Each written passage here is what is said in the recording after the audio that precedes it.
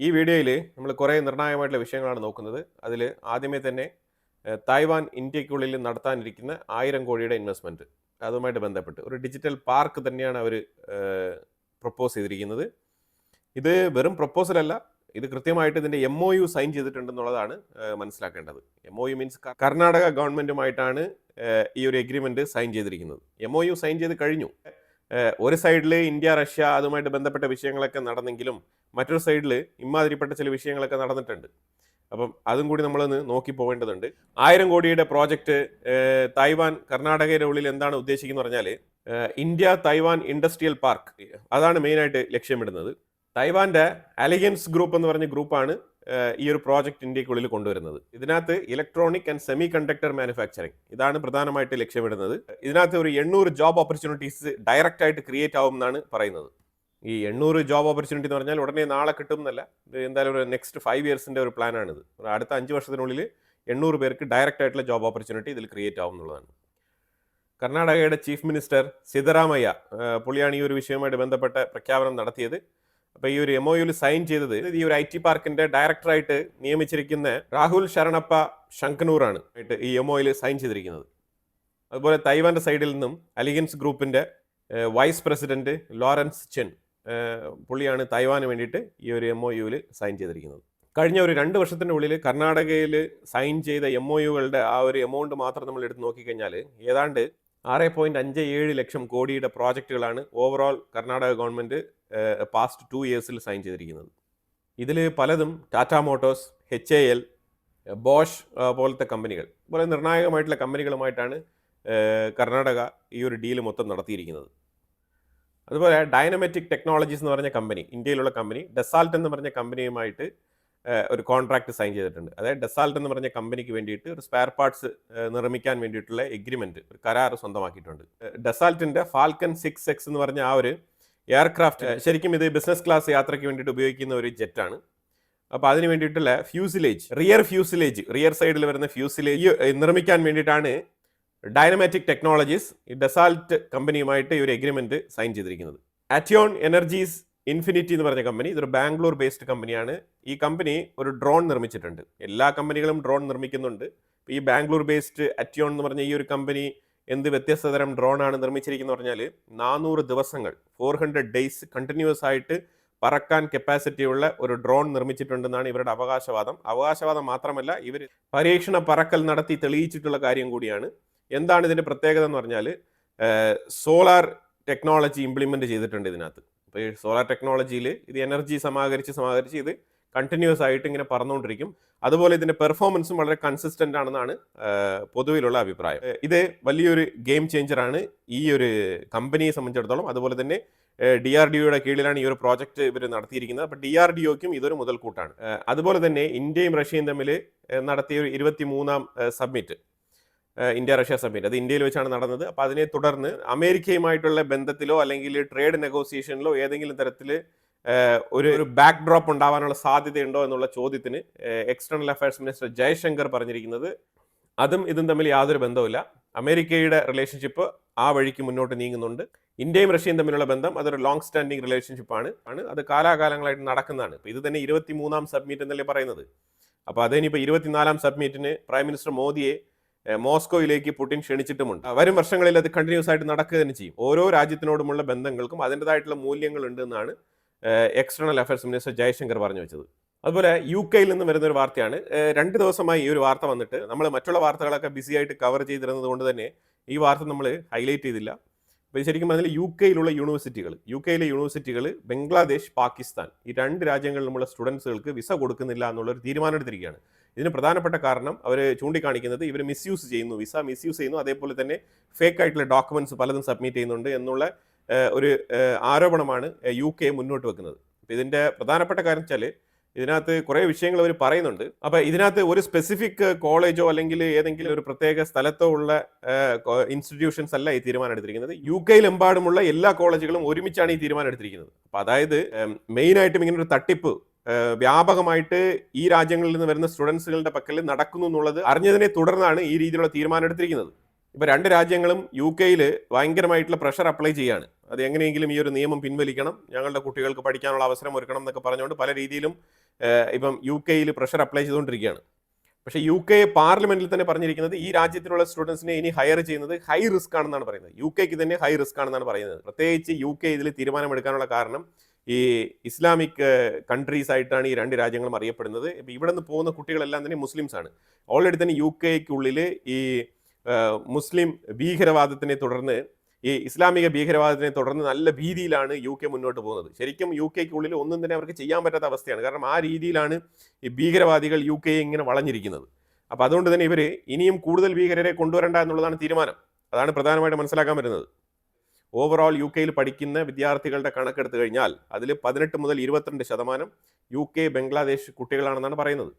അവർക്കെതിരെയാണ് ഇപ്പോൾ ഈ ഒരു നടപടി വന്നിരിക്കുന്നത്. ഇപ്പോൾ ഇതിനകത്ത് പ്രധാനപ്പെട്ട കോളേജുകളുടെ പേര് ഒരു 2-3 കോളേജുകളുടെ പേര് ഇവിടെ കൊടുക്കുന്നുണ്ട്. ഞാനത് വായിച്ചു പോവാം, ജസ്റ്റ് ഒന്ന് നിങ്ങൾ നോക്കിക്കോ.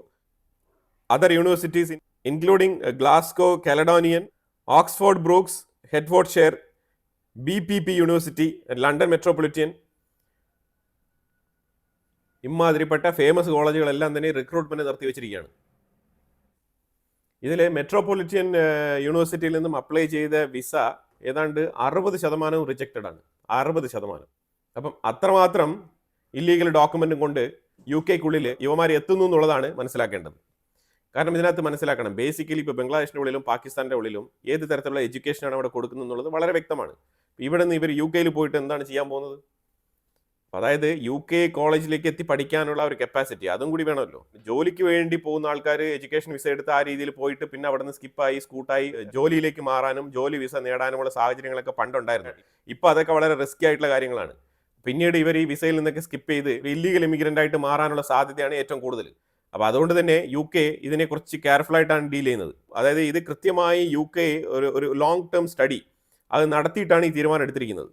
കാരണം എഡ്യൂക്കേഷൻ എന്ന് പറയുമ്പോഴത്തേക്കും ഒരു ഡീപ്പ് സിമ്പതിയാണ് അവിടെ ക്രിയേറ്റ് ആവുന്നത്. കുട്ടികൾക്ക് വിദ്യാഭ്യാസം കൊടുക്കുക എന്ന് പറയുമ്പോഴത്തേക്കും അതൊരു ചാരിറ്റി സർവീസും കൂടിയാണ്. ആ രീതിയിൽ സിമ്പതി പിടിച്ചു പറ്റി ഇങ്ങനെ ഏഷ്യൻ സൈഡിൽ കിടക്കുന്ന ചില പ്രത്യേക രാജ്യങ്ങൾ, ആ രാജ്യങ്ങൾ ഇങ്ങനെ സിമ്പതിയിലൂടെ ഇങ്ങനെ കയറി പോകുന്നത്. അങ്ങനെ കയറി പോകുന്ന സാഹചര്യത്തിലാണ് ഇങ്ങനെ ഇല്ലീഗൽ ഇമിഗ്രൻറ്റുകളും ഇതേപോലെ തട്ടിപ്പ് ഡോക്യുമെൻറ്റുകളൊക്കെ കൊടുത്തുകൊണ്ട് സീറ്റ് നേടാനുള്ള ശ്രമം നടത്തിയതായിട്ടുള്ള കണ്ടെത്തലിനെ തുടർന്ന് ഈ രാജ്യങ്ങളിൽ ഇരുന്ന് വരുന്ന സ്റ്റുഡൻസുകൾക്കെതിരെ നടപടി എടുത്തിരിക്കുന്നത്. അതിലൂടെ ഒരു കാര്യം കൂടി അവർ പറയുന്നുണ്ട്, ഈ സ്റ്റുഡൻസിൻ്റെ റൂട്ടാണ് one of the back door for emigration എന്ന് പറഞ്ഞു വെച്ചിട്ടുണ്ട്. ഈ സ്റ്റുഡൻസ് എന്ന് പറഞ്ഞ ലേബലിൻ്റെ മറവിലാണ് ഒരുപാട് പേര് യു കെക്കുള്ളിൽ വന്നിട്ട് ഇവിടെ എമിഗ്രൻറ്റുകളായിട്ട് മാറുന്നത്. ഇതിനെ അവർ വിളിക്കുന്നത് ബാക്ക് ഡോർ മൈഗ്രേഷൻ എന്നാണ്. ബാക്ക് ഡോർ ടു മൈഗ്രേഷൻ എന്നാണ് അവർ ടാഗ് ലൈൻ ചെയ്തിരിക്കുന്നത്. Back door to migration. ആ മൈഗ്രേഷന് വേണ്ടിയിട്ട് ഒരു പിൻവാതിലിലൂടെ മൈഗ്രേഷന് വേണ്ടിയിട്ട് ഒരു കതവ് തുറന്നു കൊടുക്കുന്ന പരിപാടിയാണ് ഈ സ്റ്റുഡൻസിനെ കൊണ്ടുവരുന്നത് എന്നാണ് അഭിപ്രായം. അപ്പോൾ എന്തായാലും പച്ചകൾക്ക് അവിടെയും പണി കിട്ടിയിട്ടുണ്ട്, അതാണ് മനസ്സിലാക്കാൻ പറ്റുന്നത്. അപ്പം ഇസ്രായേൽ അവരുടെ ഡിഫൻസ് ബഡ്ജറ്റ് പുറത്തുവിട്ടിട്ടുണ്ട്. $30 ബില്യൺ 2026 ഇസ്രായേലിൻ്റെ defence budget. Amid Gaza, Lebanon, Syria സൈഡിൽ ഈ രീതിയിലുള്ള യുദ്ധങ്ങളൊക്കെ മുന്നോട്ട് പൊയ്ക്കൊണ്ടിരിക്കുന്ന സാഹചര്യത്തിൽ തന്നെയാണ് അവർ $30 ബില്യൺ ബഡ്ജറ്റ് ഡിഫൻസിന് വേണ്ടിയിട്ട് മാറ്റി വെച്ചിരിക്കുന്നത്. ഇത് ശരിക്കും പറഞ്ഞാൽ സറൗണ്ടിങ്ങിൽ പടി മേടിച്ച് കൂട്ടിക്കൊണ്ടിരിക്കുന്ന ഈ ഗാസ, അതേപോലെ ലബനാൻ, ഇറാൻ, ഇതേപോലെ രാജ്യങ്ങളൊക്കെ ഇപ്പോൾ ഇച്ചിരി അസ്വസ്ഥരാണ്. 2026 ഹ്യൂജ് ആയിട്ടുള്ള ഒരു എമൗണ്ട് ഡിഫൻസ് ബഡ്ജറ്റിന് വേണ്ടിയിട്ട് നീക്കിയിരിപ്പ് നടത്തിയതിൽ അവരൊക്കെ അസ്വസ്ഥരാണ്. പുറത്ത് പറയുന്നില്ല, പക്ഷേ ഇതിനെക്കുറിച്ചുള്ള സ്റ്റേറ്റ്മെൻറ്റുകളൊക്കെ വരുന്നുണ്ട് ഇങ്ങനെ. അപ്പോൾ അതായത് അവർ ഗാസ അഥവാ പാലസ്തീൻ, വെസ്റ്റ് ബാങ്ക് ഇതുമായിട്ട് ബന്ധപ്പെട്ട ഈ ഒരു എക്സ്പാൻഷൻ, സിറിയ, ലബനാൻ, ഈ എക്സ്പാൻഷൻ പദ്ധതികളൊക്കെ അവർ 2025 തന്നെ തീർക്കാൻ തീരുമാനിക്കുന്നില്ല. അത് 2026 കണ്ടിന്യൂ ചെയ്യും എന്നുള്ളത് തന്നെയാണ് ഇതിൻ്റെ മെസ്സേജ്. അവരങ്ങനെയാണ് ഇതിനെ മറ്റുള്ള രാജ്യങ്ങൾ നോക്കിക്കാണുന്നത്. ഈ ബാരക്ക് എന്ന് പറഞ്ഞ ഒരു വ്യക്തി ലെബനാനുമായിട്ട് ബന്ധപ്പെട്ട് ഇസ്രായേലിൻ്റെ അടുത്ത് നെഗോസിയേഷൻ ചെയ്യാൻ വന്നിട്ടുണ്ടായിരുന്നു. ഇതിനു മുമ്പ് ഇടയ്ക്ക് മാറ്റി നിർത്തിയിട്ടുണ്ടായിരുന്നു ട്രംപ്. ഇപ്പോൾ വീണ്ടും പുള്ളിക്കാരൻ ഒരു സ്റ്റേറ്റ്മെൻറ്റ് പുറപ്പെടുവിച്ചിരിക്കുകയാണ്. പറഞ്ഞിരിക്കുന്നത് ഇസ്രായേൽ വീണ്ടും ലെബനാനിൽ പോയിട്ട് ചുമ്മാ എന്തെങ്കിലുമൊക്കെ ബഹളം ഉണ്ടാക്കാൻ തീരുമാനിക്കേണ്ട, നല്ലതല്ല. ഹെസ്ബുള്ളായുമായിട്ട് യുദ്ധം ചെയ്ത് നിങ്ങൾക്ക് ഒരിക്കലും വിജയിക്കാൻ കഴിയില്ല. അപ്പോൾ അതുകൊണ്ട് വിജയിക്കാൻ മീൻസ് ഒരു തരത്തിലും അവരെ ഇല്ലായ്മ ചെയ്യാൻ, അതായത് ഉന്മൂലനം ചെയ്യാൻ നിങ്ങൾക്ക് കഴിയില്ല. നിങ്ങൾ നിരന്തരം യുദ്ധം നടത്തിക്കൊണ്ടേയിരിക്കേണ്ടി വരും. അപ്പോൾ അതുകൊണ്ട് തന്നെ ബെറ്റർ ടേബിളിലിരുന്ന് ചർച്ച നടത്തി അങ്ങോട്ടും ഇങ്ങോട്ടും ഒരു ധാരണയിൽ എത്തുന്നതായിരിക്കും നല്ലത് എന്നുള്ളൊരു ഓപ്പൺ സ്റ്റേറ്റ്മെൻ്റ് ആണ് ഈ ബാരക്ക് എന്ന് പറഞ്ഞ വ്യക്തി പറഞ്ഞിരിക്കുന്നത്. അതായത് അടുത്ത വാർത്ത വരുന്നത് വെച്ചാൽ ഉക്രൈനിലെ സെലൻസ്കി സിസ്റ്റമാറ്റിക്കലി ഉക്രൈനിലെ corruption bureau, anti corruption bureau ഉണ്ടല്ലോ, അതിനെ ഇല്ലായ്മ ചെയ്യാൻ ശ്രമിക്കുകയാണ് എന്നുള്ളൊരു ആരോപണം ഉക്രൈനിൽ നിന്നും സെലൻസ്കിക്കെതിരെ വരുന്നുണ്ട്. അതായത് സിസ്റ്റമാറ്റിക്കലി പുള്ളി ഇല്ലായ്മ ചെയ്യാൻ ശ്രമിക്കുകയാണ് ആൻറ്റി കറപ്ഷൻ ബ്യൂറോയെ. അതായത് അമേരിക്ക വിചാരിച്ചാലും ആൻറ്റി കറപ്ഷൻ ബ്യൂറോ വെച്ച് സെലൻസ്കിയുടെ മേളിൽ ഒരു ആക്ഷനും എടുക്കാൻ പറ്റാത്ത രീതിയിൽ സെലൻസ്കി ആൻറ്റി കറപ്ഷൻ ബ്യൂറോയെ ട്രാപ്പ് ചെയ്യുകയാണ് എന്നുള്ളൊരു അലിഗേഷനാണ് വരുന്നത്. ഇതെന്തുകൊണ്ടാണെന്ന് പറഞ്ഞാൽ ഈ യുദ്ധം തുടർന്ന് നടത്താൻ വേണ്ടിയിട്ട് യൂറോപ്പിനോട് ഒത്തു നിൽക്കാൻ വേണ്ടിയിട്ടുള്ള സാഹചര്യമാണ് ഇവിടെ ക്രിയേറ്റ് ചെയ്യുന്നത് എന്നാണ് പറയുന്നത്. അതായത് അമേരിക്ക മുന്നോട്ട് വെച്ച നിർദ്ദേശങ്ങൾ, യുദ്ധം നിർത്താൻ വേണ്ടിയിട്ട് അമേരിക്ക മുന്നോട്ട് വെച്ച നിർദ്ദേശങ്ങളെ തള്ളിക്കളഞ്ഞുകൊണ്ട് യൂറോപ്പ് നാറ്റോ അലയൻസിനോട് ചേർന്ന് നിന്നുകൊണ്ട് റഷ്യയെ കണ്ടിന്യൂസ് ആയിട്ട് ഒപ്പോസ് ചെയ്ത് ഈ യുദ്ധം മുന്നോട്ട് കൊണ്ടുപോകാനുള്ള ശ്രമമാണ് സെലൻസ്കി നടത്തുന്നത് എന്നുള്ള ആ ഒരു ആരോപണമാണ് ഉക്രൈൻ്റെ ഉള്ളിൽ നിന്നും വരുന്നത്. ഇസ്രായേൽ ആണെന്നുണ്ടെങ്കിൽ വെസ്റ്റ് ബാങ്കിന്റെ ഉള്ളിൽ തകൃതിയായിട്ടുള്ള അനക്സേഷൻ എക്സ്പാൻഷൻ ആണ് തുടരുന്നത്. വെസ്റ്റ് ബാങ്കിന്റെ ഉള്ളിൽ സിറിയയിലെ ഭരിക്കുന്ന അബു മുഹമ്മദ് ജലാനി അൽഷാര എന്ന് പറഞ്ഞ ആ ഒരു വ്യക്തിയുടെ സംഘടനയായിട്ടുള്ള HTS, ഇതിനു മുമ്പ് ഇതൊരു തീവ്രവാദ സംഘടനയായിരുന്നു. കാനഡ ഇതിനെ ഒരു തീവ്രവാദ സംഘടനയായിട്ട് തന്നെയാണ് കണ്ടിരുന്നത്. അപ്പോൾ അതിനെ ഇപ്പം തീവ്രവാദ പട്ടികയിൽ നിന്നും അവർ നീക്കം ചെയ്തിട്ടുണ്ട്. HTSനെ, സിറിയയിലെ HTSനെ തീവ്രവാദ പട്ടികയിൽ നിന്നും കാനഡ നീക്കം ചെയ്തിരിക്കുകയാണ്. ആ ഒരു വാർത്തയും കൂടി വരുന്നുണ്ട്. അമേരിക്ക ഇറാഖിന്റെ ഉള്ളിൽ എർബിലിൽ മാസീവായിട്ടുള്ള ഒരു കൗൺസിലേറ്റ് ഓപ്പൺ ചെയ്തിരിക്കുകയാണ്, അമേരിക്കൻ കൗൺസിലേറ്റ്. എന്തിനാണെന്ന് പറഞ്ഞാൽ ഇതിൻ്റെ പുറകിൽ ഒരുപാട് വിഷയങ്ങളുണ്ട്, അത് വലിയൊരു ചാപ്റ്റർ തന്നെയുണ്ട്. അപ്പോൾ നമുക്ക് സെപ്പറേറ്റ് ആയിട്ട് ഒരു വീഡിയോയിൽ നോക്കേണ്ടി വരും. കാരണം ഇപ്പം ഇറാഖുമായിട്ട് ബന്ധപ്പെട്ട് 2-3 നിർണായകമായിട്ടുള്ള സംഭവങ്ങൾ, പ്രത്യേകിച്ച് അമേരിക്കയുടെ എണ്ണപ്പാടങ്ങളെ ടാർഗറ്റ് ചെയ്തുള്ള അറ്റാക്കുകൾ തുടരെ നടക്കുന്നുണ്ട്. അപ്പോൾ അതുകൊണ്ട് അമേരിക്കയ്ക്ക് നല്ല നഷ്ടമുണ്ട് അവിടെ. അപ്പോൾ ആ നഷ്ടം നികത്താനും അതുപോലെ തന്നെ മിഡിൽ ഈസ്റ്റ് മേഖലയിൽ ഓയിൽ സപ്ലൈയുമായിട്ട് ബന്ധപ്പെട്ട് പല രീതിയിലുള്ള നിർണായക നീക്കങ്ങൾ നടത്താനും ശ്രമിക്കുന്നുണ്ട് അമേരിക്ക. അപ്പോൾ അതിനൊരു തടസ്സമായിട്ട് ഇറാഖിൻ്റെ ഉള്ളിലുള്ള മിലീഷ്യ ഗ്രൂപ്പുകൾ കുറച്ച് അഗ്രസീവായിട്ട് മാറുന്നതായിട്ട് കാണുന്ന സാഹചര്യത്തിലാണ് ഇവിടെ ഒരു കൗൺസിലേറ്റ് ഓപ്പൺ ചെയ്തിരിക്കുന്നത്. അപ്പോൾ എന്തായാലും അമേരിക്ക ഇപ്പോൾ വീണ്ടും ഇറാഖിനെ ഫോക്കസ് ചെയ്ത് പ്രത്യേകിച്ച് ഈ കുർദിഷ് ആ ഒരു ടീമുമായിട്ടാണ് ഇപ്പം കൂടുതൽ ടൈപ്പ് വെച്ചിരിക്കുന്നത്. ഇപ്പോൾ ശരിക്കും ഇത് സിറിയയുടെ ഉള്ളിലുള്ള ആ ഒരു സിറിയൻ ഡെമോക്രാറ്റിക് ഫ്രണ്ട് എന്ന് പറഞ്ഞ ആ ഒരു കുർദുകളുടെ ടീമുകളെയും ആ ഒരു കുർദുകളുടെ ടീമുകൾക്കും ഇത് കുറച്ച് സപ്പോർട്ടാണ്. അതുപോലെ തുർക്കിയുമായിട്ട് ബന്ധപ്പെട്ട് കിടക്കുന്ന ആ ഒരു കുർദിഷ് ടീമുകൾക്കും ഇത് വളരെ ഊർജം പകരുന്ന വിഷയമാണ്. അതുപോലെ തന്നെ ഇറാഖിൻ്റെ ഉള്ളിലുള്ള ഈ കുർദിഷ് മേഖലയിൽ കിടക്കുന്ന ആൾക്കാർക്കും ഏറ്റവും നല്ല വിഷയമായിട്ടാണ് അവർ കരുതുന്നത്. കാരണം അമേരിക്കയുടെ സപ്പോർട്ടാണ് അവർ എപ്പോഴും പ്രതീക്ഷിക്കുന്നത്. അമേരിക്ക ഇടയ്ക്കിടയ്ക്കൊക്കെ പ്രത്യേകിച്ച് ട്രംപ് വന്ന ഉടനെ തന്നെ ഇവിടെ ഉണ്ടായിരുന്ന മിലിറ്ററി ബേസുകളെല്ലാം കെട്ടിപ്പറക്കി എവാക്യുവേറ്റ് ചെയ്ത് കൊണ്ടുപോയിട്ടുണ്ടായിരുന്നു. പിന്നീട് വളരെ നിർണായകമായിട്ടുള്ള പോയിന്റുകളിൽ 1-2 സ്ഥലങ്ങളിൽ മാത്രമാണ് ആ ഒരു മിലിറ്ററി ബേസ് അമേരിക്കൻ US-ന്റെ മിലിറ്ററി ബേസ് കൊണ്ട് സ്ഥാപിച്ചിരുന്നത്. പക്ഷേ ഇപ്പോൾ വീണ്ടും ശക്തമായ രീതിയിൽ ഇറാഖിൻ്റെ ഉള്ളിലേക്ക് കടന്നു വരുന്ന അമേരിക്കയാണ് നമുക്കിപ്പോൾ കാണാൻ കഴിയുന്നത്. എനിവേ ഇതിൻ്റെ പുറകിലുള്ള സ്റ്റോറിയൊക്കെ നമുക്ക് പിന്നീട് വിശദമായിട്ട് നോക്കാവുന്നതാണ്. പ്രാഥമികമായിട്ട് ഇതാണ് ഒരു 1 ലൈൻ ന്യൂസ്. പിന്നെ ഒരു ഇമ്പോർട്ടൻ്റ് വാർത്ത കൂടെ പറഞ്ഞിട്ട് നമ്മൾ ഈ വീഡിയോ അവസാനിപ്പിക്കാം. ഇതിനകത്ത് UAE-യും സൗദി അറേബ്യയും എല്ലാവർക്കും അറിയാമല്ലോ, ഈ യമൻ്റെ ഉള്ളിൽ UAE-യും സൗദി അറേബ്യയുമാണ് 2012 മുതലുള്ള ആ ഒരു ടൈം ലൈനിൽ ഇവർ രണ്ടുപേരും ജോയിൻറ്റ് ഫോഴ്സ് ആയിട്ടാണ് അവിടെ പോയിട്ട് ഈ ഹൂത്തികൾക്കെതിരെ അവിടെ യുദ്ധം ചെയ്തത്. പക്ഷെ ഇപ്പോൾ സംഭവിച്ചിരിക്കുന്നത് പറഞ്ഞാൽ UAE-ക്കും സൗദി അറേബ്യയ്ക്കും തമ്മിൽ ഒരു ക്ലാഷ്, അത് ശരിക്കും ഈ ഒരു യമൻ്റെ ഉള്ളിലാണ് നടക്കുന്നത്. ഇപ്പോൾ ഇതിനെ കണ്ടു രസിക്കാനുള്ള ഒരു സാഹചര്യത്തിലേക്ക് എത്തിപ്പെട്ടിരിക്കുകയാണ് ഹൂത്തികൾ. കാരണം ഇപ്പോൾ ഹൂത്തികൾക്കെതിരെ അല്ല ഇപ്പോൾ അവിടെ അടി, ഇവിടെ ഇവർ രണ്ടുപേരും തമ്മിലാണ് ഇപ്പോൾ അവിടെ അടി നടക്കുന്നത്. അപ്പോൾ ഈ ശരിക്കും ഈ 2 ടീമുകളും തമ്മിൽ അങ്ങോട്ടും ഇങ്ങോട്ടും ഇപ്പോൾ ചെറിയ ക്ലാഷ്. ഇപ്പോൾ കഴിഞ്ഞൊരു 3-4 ദിവസങ്ങളായിട്ട് ഈ ഒരു വിഷയം ഇങ്ങനെ പോഞ്ഞുകൊണ്ടിരിക്കുകയാണ്. ഇത് ഏത് ലെവൽ വരെ കത്തിപ്പടരുമെന്നുള്ളത് നമുക്കറിയില്ല. സാധാരണ ഈ 2 രാജ്യങ്ങളും ഈ വിഷയവുമായിട്ട് ബന്ധപ്പെട്ട് ലൈം ലൈറ്റിൽ ചർച്ച നടത്താത്ത രാജ്യങ്ങളാണ്. രണ്ടുപേരും സൈലന്റ് ആയിട്ട് തന്നെ രണ്ടുപേരുടെയും അനുയായികളെ ബാക്കപ്പ് ചെയ്ത് സപ്പോർട്ട് ചെയ്ത് യമന്റെ ഉള്ളിൽ ഇത്രയും കാലം ഒരു പരിധി വരെ മുന്നോട്ട് നീങ്ങിയതായിരുന്നു. ഇപ്പം നിലവിൽ ഇവർ രണ്ടുപേരും തമ്മിൽ ഒരു അഭിപ്രായ വ്യത്യാസവും അഭിപ്രായ ഭിന്നതകളും അതിനെ തുടർന്ന് ചെറിയ കയ്യാങ്കളിയിലേക്കൊക്കെ ആയിരിക്കുകയാണ് കാര്യങ്ങൾ. ഇതെല്ലാം തന്നെ റെഡ് സീ റൂട്ടിനെ ഫോക്കസ് ചെയ്തുകൊണ്ടുള്ള ആർക്കാണ് ചെങ്കടലിലെ ആധിപത്യം എന്നുള്ള നിലയിലേക്ക് ഒരു പൊളിറ്റിക്കൽ പ്രാധാന്യം കൂടി കൊണ്ടുവരുന്ന ഒരു വിഷയമാണ്. അപ്പോൾ അതുകൊണ്ട് തന്നെ രണ്ടുപേരും കൂടി അവിടെ ബാക്ക് ടു ബാക്ക് കല്ല് വലിയായിട്ട് നിൽക്കുകയാണ്. ഇത്രയും നാളും ഈ 2 രാജ്യങ്ങളും ഇതിനെ വളരെ സപ്രസ് ചെയ്ത് തന്നെയാണ് കൊണ്ടുപോയിക്കൊണ്ടിരുന്നത്. ഇടയ്ക്കിടയ്ക്ക് ചെറിയ പൊട്ടിത്തെറികളൊക്കെ ഉണ്ടാകുന്നെങ്കിലും എന്തായാലും 2 രാജ്യങ്ങളും അമിക്കബിളി ഇത് റിസോൾവ് ചെയ്ത് ചർച്ചയിലൂടെ പരിഹരിച്ച് മുന്നോട്ട് പോകുമെന്നാണ് മനസ്സിലാക്കാൻ പറ്റുന്നത്. കാരണം ഇവർക്ക് രണ്ടുപേർക്കും അവിടെ ഒരു കോമൺ എനിമി അവിടെ ഉണ്ട്. ഇവർ രണ്ടുപേരും തമ്മിൽ അവിടെ തല്ലിപ്പിരിഞ്ഞു കഴിഞ്ഞാൽ പിന്നെ അവിടെ ഹൂത്തികൾ കുറച്ചുകൂടെ എഫക്റ്റീവായിട്ട് മുന്നോട്ട് വരും. അവർ കൂടുതൽ സ്ഥലങ്ങൾ കയറി പിടിക്കാനുള്ള സാധ്യതയുണ്ട്.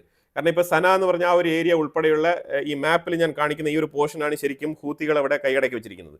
ബാക്കിയുള്ള മേജർ പോർഷൻ, ശരിക്കും ഈ മേജർ പോർഷൻ എന്ന് പറഞ്ഞാൽ ഈ ഒരു ലാൻഡ് എന്ന് പറഞ്ഞാൽ ഇത് ഭയങ്കര മലമ്പ്രദേശമാണ് അതിനകത്ത്. അപ്പോൾ ഇതിനകത്ത് ശരിക്കും ഈ സിറ്റിയുമായിട്ട് ബന്ധപ്പെട്ട സന എന്ന് പറഞ്ഞൊരു സിറ്റിയാണ് അവിടെ ഉള്ളത്, അത് ഹൂത്തികളുടെ കയ്യിലാണ്.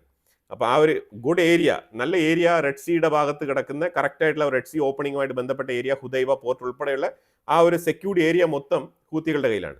അതായത് ഒരു രാജ്യം, യമൻ എന്ന് പറയുമ്പോഴത്തേക്ക് ഒരു രാജ്യം ഭരിക്കാൻ വേണ്ട സംഗതികൾ എന്തൊക്കെയുണ്ടോ അതെല്ലാം തന്നെ ഹൂത്തികളുടെ കയ്യിലാണുള്ളത്. പിന്നെ ബാക്കിയുള്ള ഈ 2 രാജ്യങ്ങളും, മേജർ രാജ്യങ്ങളായിട്ടുള്ള ഈ 2 രാജ്യങ്ങളും കോൺട്രിബ്യൂട്ട് ചെയ്യുന്ന ഇവരുടെ സപ്പോർട്ടേഴ്സ് ആയിട്ടുള്ള ആൾക്കാർ മൊത്തം ഉള്ളത് ഈ പുറകിൽ കാണുന്ന ഇത്രയും വലിയ ഏരിയയിലാണ് അവരുള്ളത്. പക്ഷെ അതിനൊന്നും വലിയ ഗുണമില്ല. അതായത് എഫക്റ്റീവായിട്ട് രാജ്യം ഭരിച്ച് മുന്നോട്ട് കൊണ്ടുപോകാനുള്ള സുപ്രധാന സ്ഥലങ്ങളെല്ലാം തന്നെ ഹൂത്തികളുടെ കയ്യിലാണ്. അപ്പോൾ ചുരുക്കി പറഞ്ഞാൽ യമൻ ഹൂത്തികളുടെ കയ്യിലാണ്, അങ്ങനെ തന്നെ പറയേണ്ടി വരും. ഈ മറ്റുള്ള 2 രാജ്യങ്ങളും കൂടി അവിടെ ചെന്നിട്ട് എന്തെങ്കിലുമൊക്കെ കാട്ടിക്കൂട്ടുന്നെങ്കിലും ഇതുവരെ അതിൽ ഒരു സക്സസ് റേറ്റ് എത്താൻ കഴിഞ്ഞിട്ടില്ല എന്നുള്ളതാണ് മനസ്സിലാക്കേണ്ടത്. അപ്പോൾ എന്തായാലും കുറേ നിർണായകമായിട്ടുള്ള വിഷയങ്ങളാണ് നമ്മൾ ഈ വീഡിയോയിൽ പങ്കുവച്ചത്. ഇതിനെക്കുറിച്ചുള്ള അഭിപ്രായങ്ങൾ കമന്റ് ബോക്സിൽ രേഖപ്പെടുത്തുക. കൂടുതൽ വാർത്തകളുമായിട്ട് അടുത്ത വീഡിയോയിൽ വരാം. Thank you so much.